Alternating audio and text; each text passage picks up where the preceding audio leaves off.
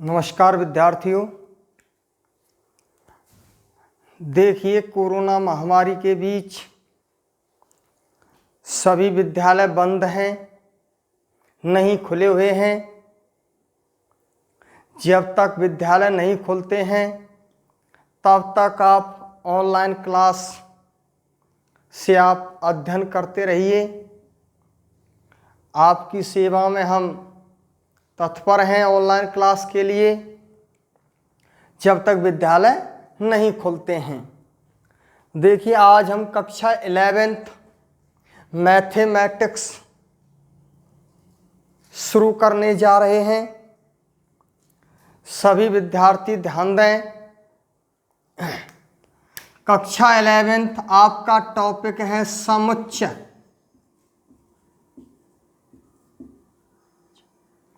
Set topic है आपका समुच्चय, सेट।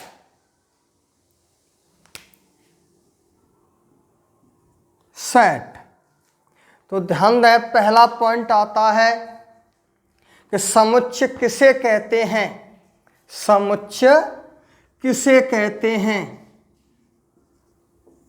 सेट परिभाषा,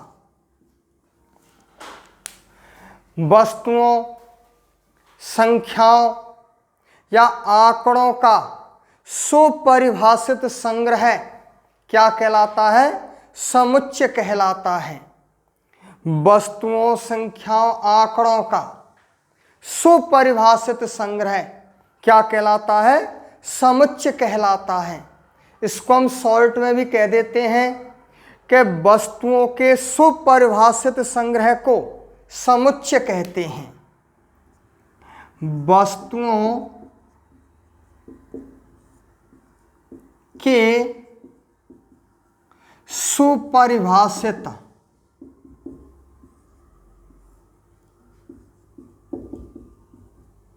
संग्रह को क्या कहते हैं? समुच्चय कहते हैं। वस्तुओं का सुपरिभाषित संग्रह क्या कहलाता है? समुच्चय कहलाता है।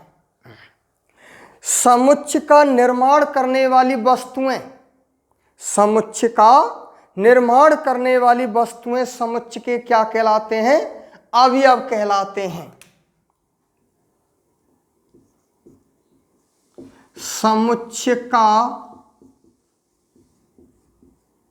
निर्माण करने वाली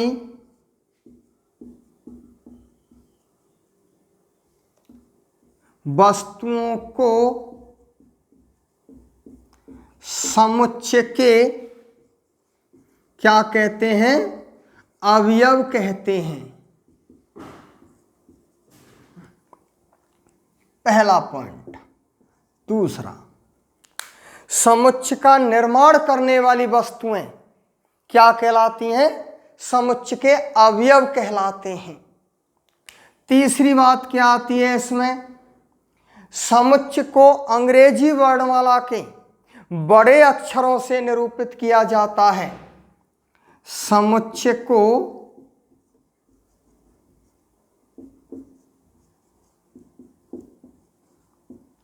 अंग्रेजी वर्णमाला के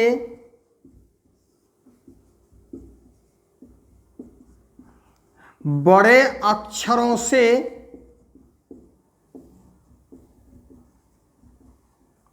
निरूपित करते हैं।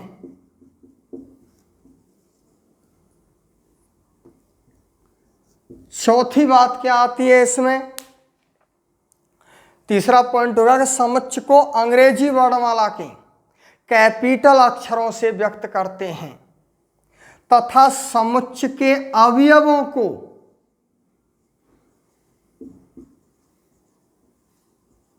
समुच्चय के अवयवों को छोटे अक्षरों से, स्मॉल से निरूपित करते हैं।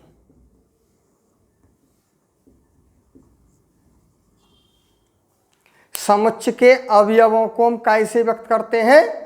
अंग्रेजी वर्णमाला के छोटे अक्षरों से निरूपित करते हैं। ठीक, तो समुच्चय, अब ध्यान दें आप कि वस्तुओं के सुपरिभाषित संग्रह को क्या कहते हैं? हम समुच्चय कहते हैं। यहां सुपरिभाषित संग्रह शब्द का क्या अर्थ है? सुपरिभाषित संग्रह शब्द का अर्थ है कि सुस्पष्ट, स्पष्ट होना चाहिए, निसंदेह होना चाहिए, शंका नहीं होनी चाहिए, सभी व्यक्तियों का एक मत हो किसी भी कथन पर, किसी भी वस्तु पर, किसी भी चीज पर। सभी व्यक्तियों का यदि एक मत है, एक मत है, तो वो क्या कहलाता है? सुपरिभाषित संग्रह कहलाता है, सुस्पष्ट।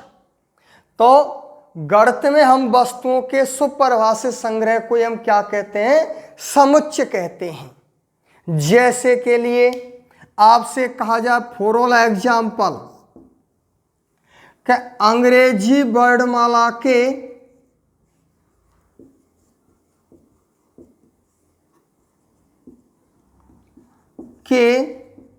स्वरों का संग्रह, आपसे क्या कहा है कि अंग्रेजी वर्णमाला के स्वरों का संग्रह।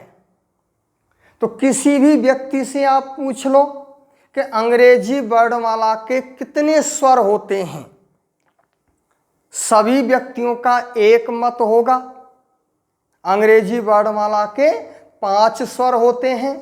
कितने स्वर होते हैं? 5। क्या इस कथन में शंका है? क्या इसमें संदेह है?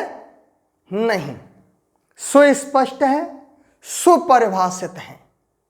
कैसा है? सुपरिभाषित। तो गणित में हम ऐसे वाक्यों को हम क्या कहते हैं? समुच्चय कहते हैं। क्या कहते हैं? समुच्चय। अंग्रेजी वर्णमाला के स्वरों का संग्रह। स्वर होते हैं ए, ई, आई, ओ, यू, 5 स्वर होते हैं। तो सभी लोगों का एक मत होगा, तो हम इसे क्या कहेंगे? समुच्चय, सुपरिभाषित संग्रह। कहीं कोई शंका नहीं है। फॉर ऑल एग्जाम्पल आपसे कहा जाए जे से प्रारंभ होने वाले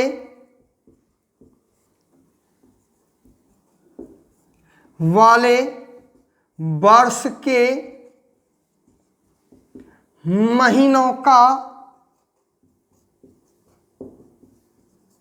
संग्रह। जे से प्रारंभ होने वाले वर्ष के महीनों का संग्रह। तो बताओ वर्ष में कितने महीने होते हैं? 12 महीने होते हैं। किसी भी व्यक्ति से पूछा जाए कि जे से प्रारंभ होने वाले वर्ष के महीनों का संग्रह, तो जे से प्रारंभ होने वाले वर्ष के महीना कौन कौन से हैं? जनवरी, जून, जुलाई। 3 महीने होते हैं, जनवरी, जून और जुलाई। क्या इसमें शंका है? क्या इसमें संदेह है? कथन कैसा है? सुस्पष्ट है। सभी लोगों का एक मत होगा। तो जहां सभी लोगों का एक मत है, सुस्पष्ट है, शंका नहीं है, निसंदेह है, तो वो क्या कहलाता है? समुच्चय कहलाता है।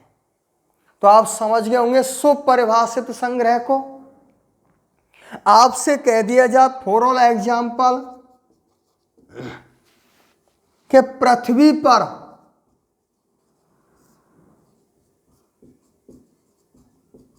रहने वाले खतरनाक जानवरों का संग्रह। अब यहां ध्यान दीजिए कि पृथ्वी पर रहने वाले जानवर, जानवर तो बहुत है, निश्चित हैं, लेकिन इसमें एक शब्द जोड़ दिया, खतरनाक जानवरों का संग्रह। तो अब आप बताइए किसी भी व्यक्ति से या सभी व्यक्तियों से पूछा जाए कि पृथ्वी पर रहने वाले खतरनाक जानवरों का संग्रह, तो किस जानवर को आप खतरनाक कहेंगे? आज के युग में सभी जानवर खतरनाक हैं।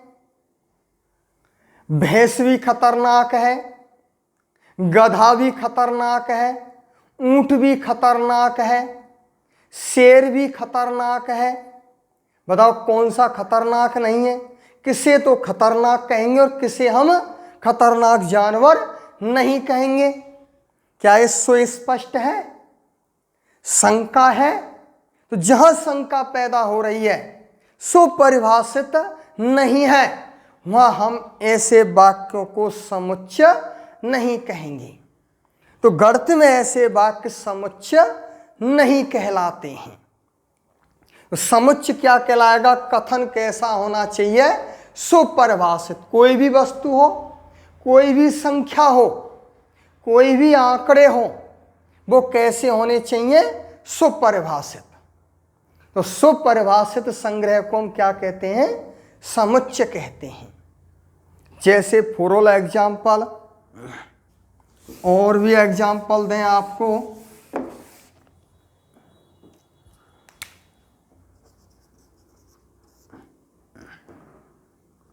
फॉर एग्जाम्पल तमाम एग्जाम्पल हैं। आपसे कह दिया विश्व के सर्वश्रेष्ठ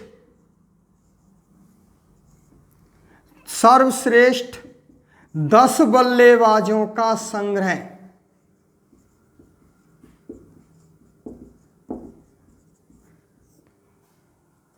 विश्व के सर्वश्रेष्ठ 10 बल्लेबाजों का संग्रह। अब आप बताइए, इस विश्व में सर्वश्रेष्ठ किस बल्लेबाज को आप सर्वश्रेष्ठ कहेंगे? अपने आप में सब सर्वश्रेष्ठ हैं। आज सचिन ने शतक ठोक दिया, कल 0 पे आउट हो जाए, है क्या नहीं भाई? किसको आज और कोई बल्लेबाज चल गया, कल कोई दूसरा बल्लेबाज चल जाता है। किसी ने आज शतक बना दिया, कल कोई 0 पे आउट हो गया, परसों वो 10 पे आउट हो गया। तो हम किसे सर्वश्रेष्ठ कहेंगे? सब अपने आप में सर्वश्रेष्ठ हैं। शंका पैदा हो रही है, शंका पैदा हो रही है। बोलो, है रही है कि ना है रही? हो रही है।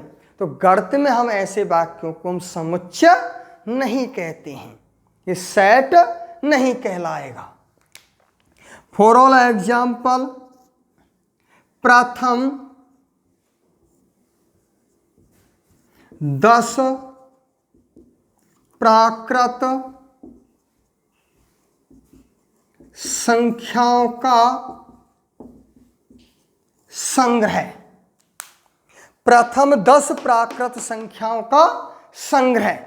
आपने पढ़ा, मैंने बताया था, गद्य में हम संख्याओं, फलनों, आंकड़ों या वस्तुओं का सुपरिभाषित संग्रह क्या कहलाता है?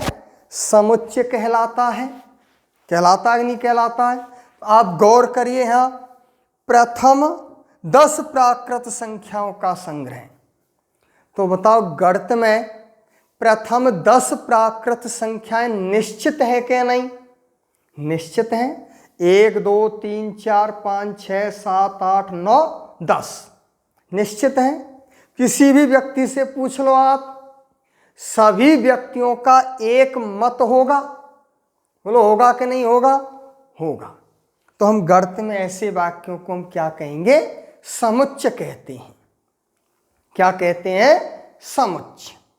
तो आप समझ गए, सुपरिभाषित संग्रह। संग्रह को कहते हैं एकत्रित करना, इकट्ठा करना। सुपरिभाषित, लेकिन वो सुपरिभाषित होना चाहिए, सुस्पष्ट होना चाहिए, सभी लोगों का एक मत होना चाहिए। गद्य में हम इसे क्या कहते हैं? समुच्चय। अब बात आती है कि समुच्चय का निर्माण करने वाली वस्तुओं को समुच्चय के हम क्या कहते हैं? अवयव कहते हैं। अभी आएगा, आगे बताऊंगा समुच्चय को क्या कहते हैं? अवयव।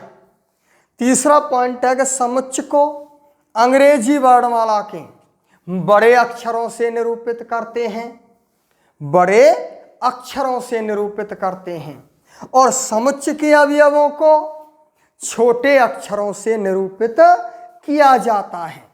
कैसे अक्षरों से? छोटे अक्षरों से निरूपित किया जाता है। तो पहला पॉइंट हो गया आपका सेट, समुच्च। अब इसमें बात आती है, अभी बताऊंगा इनको, आगे आएंगे।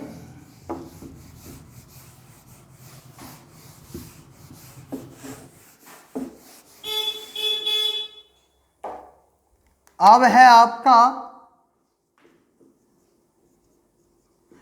समुच्च के निरूपण की विधियां।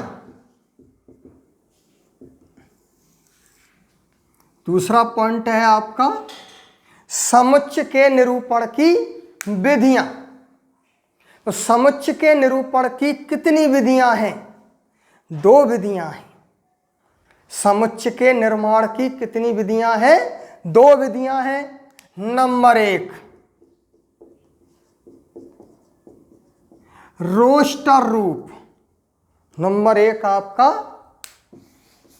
रोस्टर रूप, समुच्च के निरूपण की विधियां। रोस्टर रूप, इसे हम सूची रूप भी कहते हैं। क्या कहते हैं? सूची रूप। इसका दूसरा नाम भी है सारणिकबद्ध विधि। दूसरा नाम क्या है? सारणिक बद्ध विधि, या सारणिक रूप भी कह देते हैं इसको। और दूसरी विधि है आपकी नियम रूप। कौन सा रूप? नियम रूप। तो समुच्च के निर्माण की कितनी विधियां हैं? 2 विधियां हैं। एक रोस्टर रूप और दूसरा है आपका नियम रूप। तो पहली चर्चा होती है आपकी रोस्टर रूप की। नंबर 1 रोस्टर रूप। क्या होता है रोस्टर रूप? रोस्टर रूप में अर्थात इस विधि में अवयवों को एक मझले कोष्ठक में बंद कर देते हैं, लिख देते हैं। इस विधि में समुच्च के अवयवों को काय में लिखते हैं? मझले कोष्ठक में।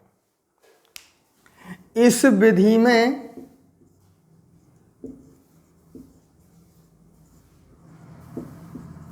अवयवों को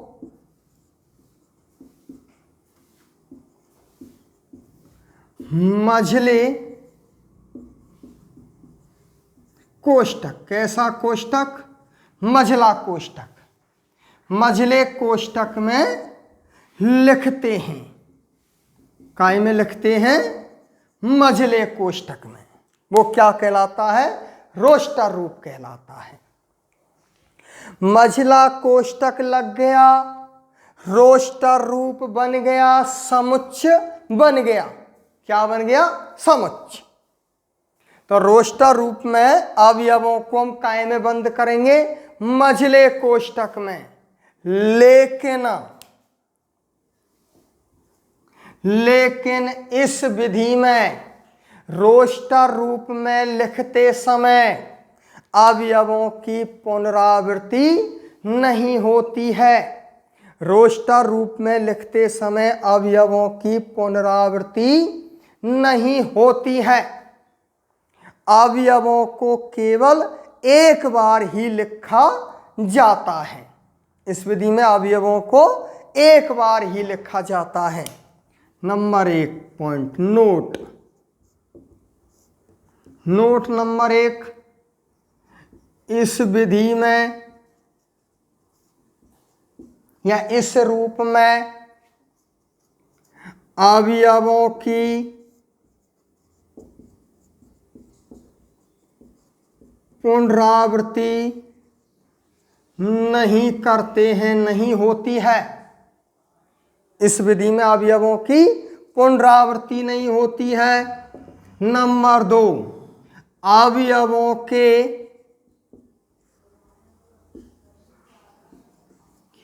क्रम का कोई महत्व नहीं होता है। किसमें? रोस्टर रूप में। दोबारा फिर सुने कि रोस्टर रूप में अवयवों को मझले कोष्टक में बंद कर देना होगा। मझले कोष्टक में लिखते हैं, बंद कर देते हैं, और मझले कोष्टक में अर्थात रोस्टर रूप में लिखते समय अवयवों की पुनरावृत्ति नहीं होती है। एक अवयवों को केवल एक ही बार लिखा जाता है, पुनरावृत्ति नहीं करते हैं, और अवयवों के क्रम का कोई महत्व नहीं होता है। कोई महत्व नहीं होता है अवयवों के क्रम का। फॉर ऑल एग्जाम्पल दें आपको, आपसे कह दिया जाए, फॉर ऑल एग्जाम्पल RAJASTHAN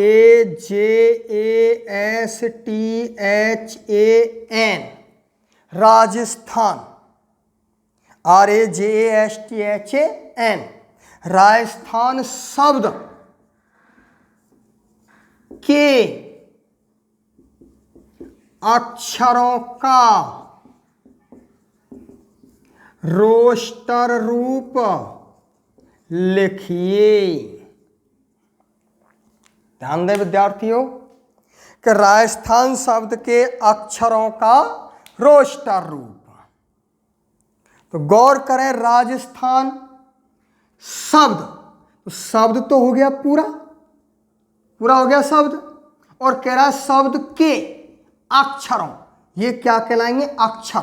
1 2 3 ये आर अक्षर है, ए अक्षर है, जे अक्षर है, ए अक्षर है, सब क्या कहलाते हैं? अक्षर। और अक्षरों का क्या लिखवा रहा है? रोस्टर रूप लिखवा रहा है। अब ध्यान दो, रोस्टर रूप क्या होता है कि रोस्टर रूप में अवयवों को मझले कोष्टक में बंद कर देते हैं। काय में बंद कर देना है? मझले कोष्टक में। परंतु मझले कोष्टक में लिखते समय अवयवों की पुनरावृत्ति नहीं होती है। जैसे मझले कोष्टक में आर ए, अब एक बार आ रहा है, 1 2 3, तो लिखना एक बार ही है बस। कितनी बार लिखना है? एक बार, पुनरावृत्ति नहीं करनी है। J S T H A आ गया और एन, ये क्या कहलाता है? रोस्टर रूप कहलाता है। अब ध्यान दें, इसको हम कैसे व्यक्त करते हैं? अंग्रेजी वर्णमाला के बड़े अक्षरों से निरूपित करते हैं। अभी अभी आपको पूर्व में बताई थी समुच्चय के बारे में, बताया था। क्या क्या चीज बताई? कि वस्तुओं का सुपरिभाषित संग्रह। बताओ, ये सुपरिभाषित है कि ना? राजस्थान शब्द है। सुपरिभाषित संग्रह क्या कहलाता है? समुच्चय कहलाता है। अब टॉपिक चल रहा है समुच्चय के निरूपण की विधियां, निर्माण की विधियां। नंबर 1 पॉइंट है रोस्टर रूप। राजस्थान शब्द के अक्षरों का रोस्टर रूप लिखवा रहा है? तो राजस्थान शब्द पूरा हो गया, अक्षर ये अक्षर हो गए, और अक्षरों का रोस्टर रूप। तो इन अक्षरों को हम काय में बंद कर देंगे? मझले कोष्टक में। किस में बंद कर देते हैं? मझले कोष्टक में बंद कर देते हैं। वही क्या कहलाता है? रोस्टर रूप कहलाता है। क्या कहलाता है? रोस्टर। तो देख लो आप, आर ए जे ए आ गया, तो अवयवों की पुनरावृत्ति नहीं करनी है। पुनरावृत्ति नहीं करनी है, अक्षरों को केवल एक बार लिखना है, एक अक्षर को एक बार। एस, टी, एच और एन। अब गौर करें, मझला कोष्टक लग गया। क्या लग गया? मझला कोष्टक लग गया, तो वो क्या बन गया? समुच्चय। पहचान है, मझला कोष्टक यदि आपने लगा दिया तो समझ जाओ वो समुच्चय बन गया, रोस्टर रूप बन गया। समुच्चय को अंग्रेजी वर्णमाला के बड़े अक्षरों से निरूपित करते हैं। इस पूरे समुच्चय का हमने क्या नाम रख दिया? ए। क्या नाम रख दिया? ए। तो इस पूरे को हम क्या कहेंगे? समुच्चय ए कहेंगे। और मझला कोष्टक लग गया, समुच्चय बन गया।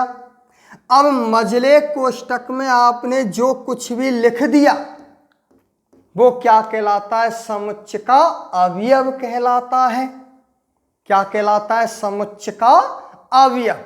बताया था ना कि वस्तुओं, आपको लिखा था कि समुच्चय का निर्माण करने वाली वस्तुएं। तो समुच्चय का निर्माण करने वाली वस्तु ये हो गई, अक्षर हो गए, ये क्या कहलाते हैं? समुच्चय के अवयव कहलाते हैं।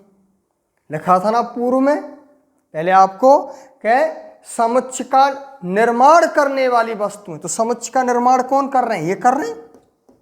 ये क्या कहलाते हैं? समुच्चय के अवयव कहलाते हैं। तो इस रोस्टर रूप में 3 बात याद रखनी है। नंबर 1, अवयवों को मझले कोष्टक में बंद कर देना होगा। समुच्चय को अंग्रेजी वर्णमाला के बड़े अक्षरों से निरूपित करना होगा। समुच्चय के अवयवों को, समुच्चय को तो बड़े अक्षर से, लेकिन अवयवों को स्मॉल अक्षरों से व्यक्त करते हैं, है ना? स्मॉल अक्षर। कैसे अक्षरों से? स्मॉल अक्षरों से निरूपित करते हैं। प्रत्येक अक्षरों के बीच में यानी अवयवों के बीच में क्या लगा रहता है? कॉमा। क्या लगाना होगा? कॉमा लगा के लिखना होगा। तब ये समुच्चय के क्या कहलाते हैं? अवयव कहलाते हैं। आर समुच्चय ए का, तो समुच्चय ए के कौन कौन से अवयव हैं? आर अवयव है, ए अवयव है, जे अवयव है, एस अवयव है, टी अवयव है, एच अवयव है, एन अवयव है। काई के अवयव है समुच्चय ए के। ये क्या कहलाता है? आपका रोस्टर रूप कहलाता है।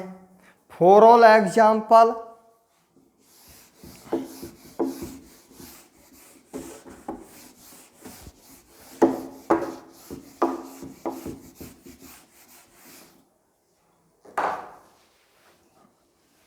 फॉर ऑल एग्जाम्पल,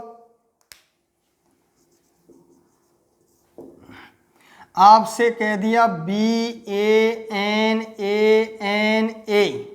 बनाना। बनाना शब्द के अक्षरों का रोस्टर रूप। किसका? बनाना शब्द के अक्षरों का रोस्टर रूप। अब बताओ रोस्टर रूप में लिख सके कि ना लिख सके? लिख सकते हैं। क्या बात याद रखनी है? 3, रोस्टर रूप में अवयवों को मझले कोष्टक में बंद करना होगा। मझले कोष्टक में लिखते समय अवयवों की पुनरावृत्ति नहीं होती है और ना ही अवयवों के क्रम का कोई महत्व होता है। अवयवों के क्रम का कोई महत्व नहीं होता है। अगली बात, समुच्चय को अंग्रेजी वर्णमाला के बड़े अक्षरों से निरूपित करना होगा और अवयवों को स्मॉल अक्षर से निरूपित करना होगा। जैसे बनाना शब्द ए बराबर मझले कोष्टक में BAN, एक बार आ रहा है 3 बार, लेकिन अवयवों की पुनरावृत्ति नहीं करनी है। अवयव को एक ही बार लिखना है। एन कै बार आ रहा है? 2 बार, 1 बार लिखना है। बी है 1 बार। तो बनाना शब्द के अक्षरों का क्या हो गया, ये रोस्टर रूप। अंग्रेजी वर्णमाला के बड़े अक्षरों से निरूपित करो अपनी इच्छा के अनुसार। ए बराबर लिखो, बी बराबर लिखो, सी बराबर लिखो, डी बराबर लिखो, कुछ भी लिखो, लेकिन अवयवों को स्मॉल अक्षरों से निरूपित करो। मझले कोष्टक में बंद कर दो।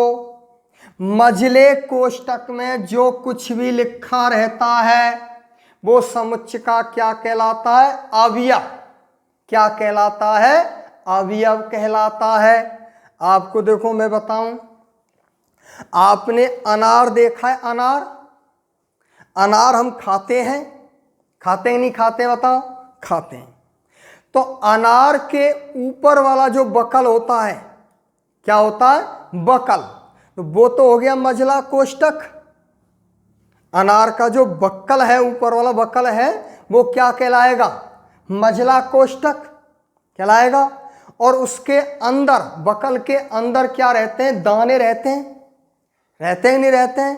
वो दाने क्या, किसको व्यक्त कर रहे हैं, समुच्चय के अवयवों को व्यक्त कर रहे हैं।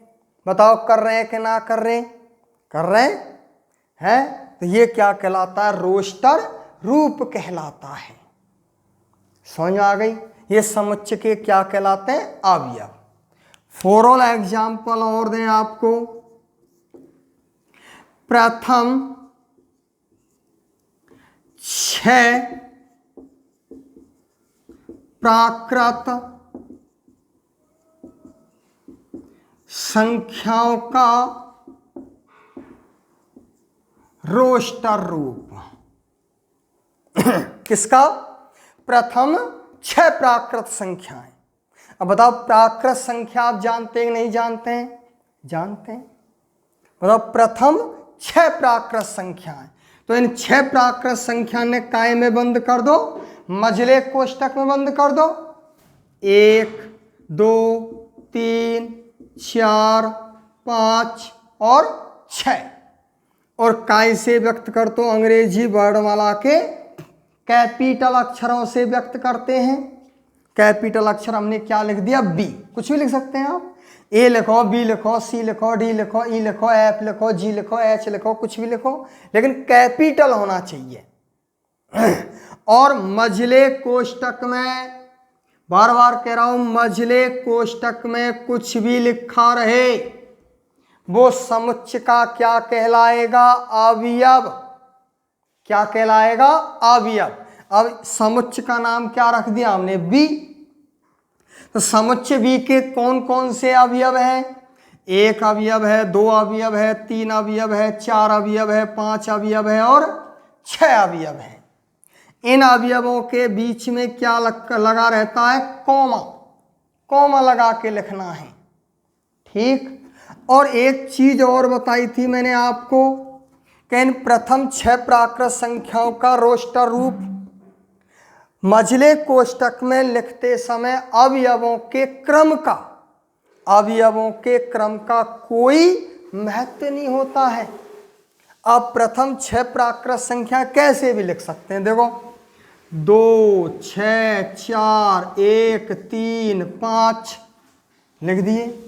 बताओ इसमें अवयवों का कोई क्रम है क्या, जवाब दो, कोई क्रम नहीं है। अवयवों की पुनरावृत्ति है रही है का, कोई भी अवयव दोबारा आ रहा है का, ना यार। मझले कोष्टक लगा हुआ है, मझले कोष्टक में बंद है, कोई क्रम है का, नहीं, तो क्रम का कोई महत्व नहीं कहलाता है। देख लो दोनों समुच्चयों में, इस समुच्चय के अवयव 1 2 3 4 5 6, इस समुच्चय के अवयव 2 अवयव हैं, 6 अवयव है, 4 अवयव है, 1 अवयव है, 3 अवयव है और 5 अवयव क्या कहलाएंगे, समुच्चय के अवयव कहलाते हैं। तो आप समझ गए कौन सी विधि है आपकी, ये रोस्टर रूप, याद रहेगा। तो रोस्टर रूप में आपको क्या करना है, अवयवों को मझले कोष्टक में बंद कर देना होगा। मझला कोष्टक आप देख रहे हैं, मझले कोष्टक में लिखते समय अवयवों के क्रम का कोई महत्व नहीं है। और ना ही अवयवों की पुनरावृत्ति होती है। अवयवों की पुनरावृत्ति नहीं करनी है। ठीक। और समुच्चय को अंग्रेजी वर्णमाला के बड़े अक्षरों से निरूपित करना होगा। कैसे अक्षरों से निरूपित करते हैं? बड़े अक्षरों से। आपसे कह दिया जाए, फॉर ऑल एग्जाम्पल और दूं, 13 से छोटी अभाज्य 13 से छोटी अभाज्य 13 से छोटी अभाज्य, ध्यान दें, 13 से छोटी अभाज्य प्राकृत संख्याओं का संग्रह। अब गौर करो और एक एक अक्षर पर गौर करना है। 13 से तो कैसी लेनी है? छोटी। 13 भी नहीं लेना है। 13 से छोटी और कैसी? प्राकृत। और प्राकृत संख्या वो भी कैसी? अभाज्य। कैसी? अभाज्य। और संग्रह, संग्रह यानी समुच्चय, एकत्रित करना, मझले कोष्टक में लिखना। किसे बंद करना है? मझले कोष्टक में। वही रोस्टर रूप लिखवा रहा है। तो बताओ, 13 से छोटी अभाज्य और प्राकृत संख्या। अब प्राकृत संख्या कहां से स्टार्ट होती हैं? 1 से होती है कि नहीं होती? लेकिन लिखनी कैसी है? अभाज्य। तो इन संख्याओं को, 13 से छोटी अभाज्य संख्याओं को मझले कोष्टक में लिख देंगे। बोलो कौन कौन सी 13 से छोटी अभाज्य संख्याएं? 2, 3, 5, 7 और 11। ना आई समझ में? तो अभाज्य संख्या 2, 3, 5, 7 और 11। ये कैसी संख्या है? अभाज्य। कैसी संख्या है? अभाज्य और प्राकृत। रोस्टर रूप में लिखवा रहा है, मझले कोष्टक में बंद कर दिया। और समुच्चय को अंग्रेजी वर्णमाला के बड़े अक्षरों से निरूपित करना होगा। कैसे अक्षरों से? बड़े अक्षरों से निरूपित करते हैं। ये हो गया आपका रोस्टर रूप। समझ आ गई का? रोस्टर रूप समझ गए? रोस्टर रूप में क्या करना है? पुनः देखिए दोबारा, क्या करना है बताओ? 3 चीजें, कुछ नहीं है। इसी एग्जाम्पल को देख लो। रोस्टर रूप में अवयवों को, ये अवयव है 2, 3, 5, 7, 11, काय में बंद कर दो, मझले कोष्टक में बंद कर देते हैं। मझले कोष्टक में जो कुछ भी लिखा रहता है वो समुच्चय का क्या कहलाता है? अवयव कहलाता है। 2 अवयव है, 3 अवयव है, 5 अवयव है, 7 अवयव है, 11 अवयव है। काय का अवयव है? समुच्चय सी का अवयव है। किसके अवयव है ये? समुच्चय सी के। समुच्चय सी के कौन कौन से अवयव हैं? 2, 3, 5, 7 और 11। ठीक। अवयवों के बीच में क्या लगाना होगा? कॉमा लगा के लिखना होगा। किसी भी अवयव की पुनरावृत्ति नहीं करनी होगी और अवयवों के क्रम का कोई महत्व नहीं होता है। कोई महत्व नहीं होता है। आप कैसे भी लिख सकते हैं किसी भी क्रम में। ठीक। और समुच्चय को अंग्रेजी वर्णमाला के बड़े अक्षरों से निरूपित करना होगा। मझला कोष्टक लग गया, रोस्टर रूप बन गया। क्या बन गया? रोस्टर रूप। तो ये क्या कहलाता है? आपका रोस्टर रूप। समझ आ गई का? ठीक। तो पहला पॉइंट खत्म हो गया आपका। आज की वीडियो को हम यहीं समाप्त करते हैं, रोस्टर रूप तक। ठीक। अगली वीडियो हम आपकी जल्द ही जारी करेंगे, जल्द ही पहुंचाएंगे आप लोगों तक। तो विद्यार्थियों, यहाँ तक आप देख लें।